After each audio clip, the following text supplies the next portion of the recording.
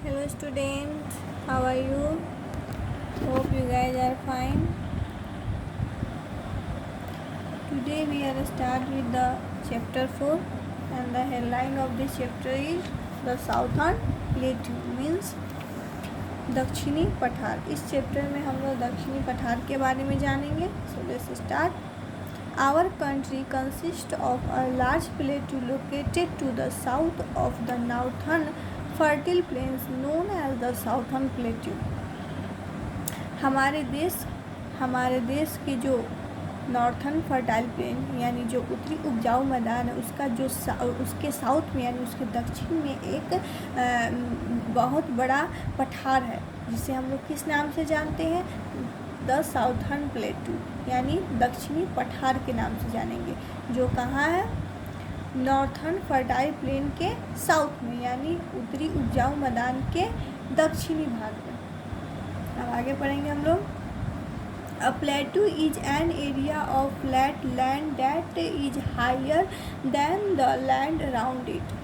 ये जो क्षेत्र पहाड़िया क्षेत्र है वो समतल है और समतल भूमि का है जो इसके चारों तरफ भूमि से कहीं ज़्यादा बड़ा है। अब आगे पढ़ेंगे। This table land is very important to our nation due to its productivity in agriculture and industries. ये जो पठार है यानी टेबलन यानी जो तालिका है वो हमारे देश के लिए बहुत ज़्यादा उपयोगी है। किस मामले में, एग्रीकल्चर यानी कृषि और इंडस्ट्री यानी उद्योग के उत्पादकता के मामले में। आगे पढ़ेंगे। It slopes from west to east. इस क्षेत्र का जो ढलान है यानी स्लोप है वो किस तरफ है, वेस्ट टू ईस्ट मीन्स पश्चिम टू पूरब।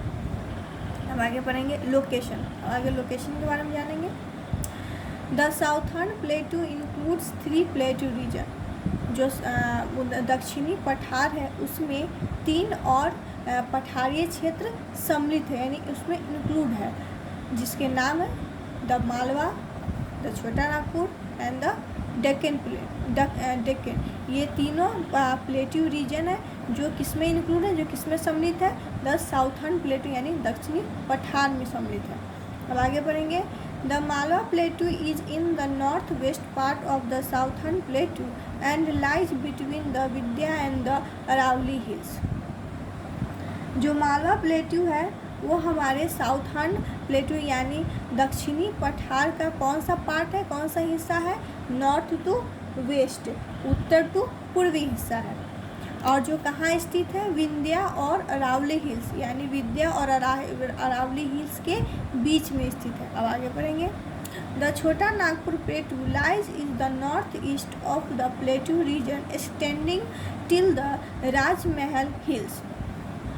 छोटा नागपुर हमारे जो पठारीय क्षेत्र है उसके कौन से भाग में स्थित है, नॉर्थ टू ईस्ट यानी उत्तर टू पूर्वी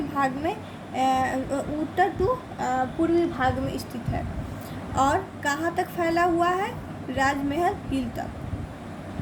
the Deccan plateau as the name implies is the southern extension of the plateau reason.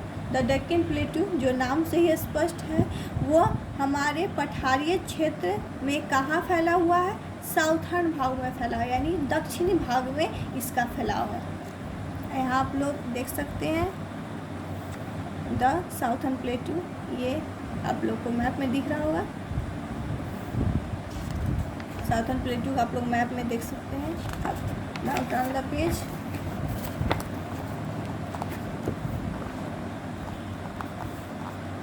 अब आए क्लाइमेट के बारे में, यहाँ की जलवायु यानी यहाँ के मौसम के बारे में अब हम जानेंगे। It is very hot and humid in summer and warm in winter in most of the parts of this region. इस क्षेत्र का जो अधिकतर भाग है वो गर्मियों के दिन में काफ़ी गर्म और नमी जैसा रहता है और सर्दी के दिन में गर्म रहता है। अब आगे पढ़ेंगे। The rainfall varies from state to state. इसका जो यहाँ जो बारिश होती है वो स्टेट टू स्टेट बदलती रहती है यानी अलग अलग तरह से होती है। अब आगे पढ़ेंगे। The seasonal south west monsoon winds bring rainfall from June to September and the northeast monsoon winds during October and November। यहाँ इसका जो मानसूनी हवा जिसकी वजह से बारिश होती है उसके जो वो जो बहती है वो अलग अलग पार्ट में अलग अलग तरह से बहती है। जैसे कि ये जून टू सितंबर में साउथ टू वेस्ट बहती है जिसकी वजह से वहाँ बारिश होती है, और अक्टूबर और नवंबर में ये कहाँ बहती है, नॉर्थ टू ईस्ट में, जिसकी वजह से वहाँ बारिश होती है। अब आगे पढ़ेंगे फिजिकल फीचर्स, यानी यहाँ के भौतिक विशेषताओं के बारे में जानेंगे। So let's start. Millions of years ago, यानी लाखों साल पहले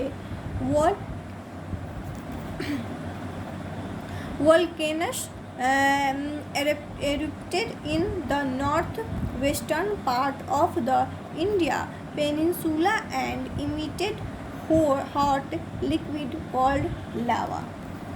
लाखों साल पहले भारतीय प्रायद्वीप के उत्तरी पश्चिम जो हिस्सा है, यानी उसका जो उत्तर पश्चिमी भाग है, उसमें ज्वालामुखी फटने के कारण एक गर्म तरल उत्सर्जित होता है, जिसे हम लोग किस नाम से जानते हैं, यानी जिसे हम लोग क्या कहते हैं, लावा कहते हैं। यहाँ दिख रहा है आप लोग को, लावा कहते हैं।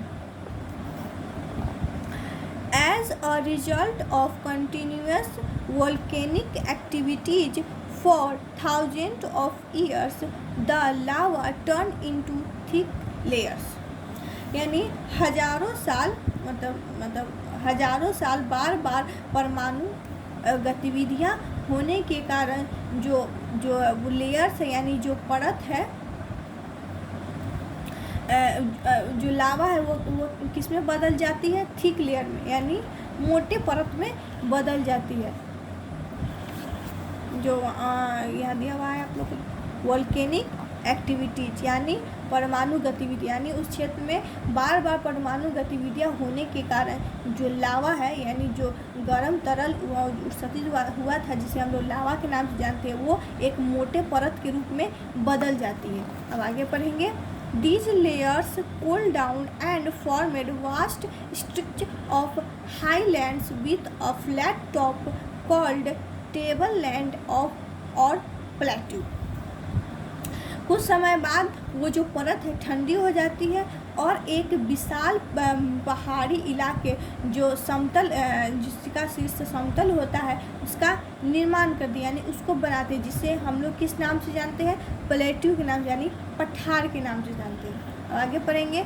The southern plateau is triangular in shape, जो हमारा दक्षिणी पठार है वो किस शेप में, यानी उसका आकार क्या है, ट्रेंगुलर, यानी त्रिकोणीय है। आगे पढ़ेंगे। It is broad in the north and taper down toward the south, यह उत्तर में फैला है, यानी इसका फैलाव कहाँ है, उत्तर में है, और दक्षिण की ओर ये नीचे की ओर फैला हुआ है। अब आगे पढ़ेंगे। It is wedge shape region, ये जो क्षेत्र है उसका शेप क्या है, कीलादार है, यानी किले के आकार का इस क्षेत्र का शेप है, यानी ये क्षेत्र किले के आकार का है। अब आगे पढ़ेंगे। The Arabian sea, the bay of Bengal and the Indian ocean border, the plateau on 3 sides and the fertile plains bind it in the north। जो अरेबियन सी है, बे ऑफ बंगाल है और इंडियन ओशियन बॉर्डर है, वो इन सब का बॉर्डर कहाँ है, पठार प्लेट्यू ऑन 3 साइड, यानी पठार के तीनों हिस्से में है। ये पठार के तीनों हिस्से में इन सब का सीमा आता है, क्या आता है, बॉर्डर आता है, सीमा आता है। और fertile plain bind in it the north, और उत्तर में इसका जो उपजाऊ मैदान है वो इसको बांधे हुआ है। जो प्लेट्यू यानी जो पठार है उसके तीनों तरफ Arabian sea, bay of Bengal और इंडियन ओशियन का सीमा है, और नॉर्थ यानी उत्तर में इसे उपजाऊ मैदान बांधे हुई है। बस आज के लिए इतना ही। अगला पॉइंट हम लोग नेक्स्ट डे पढ़ेंगे। Good bye.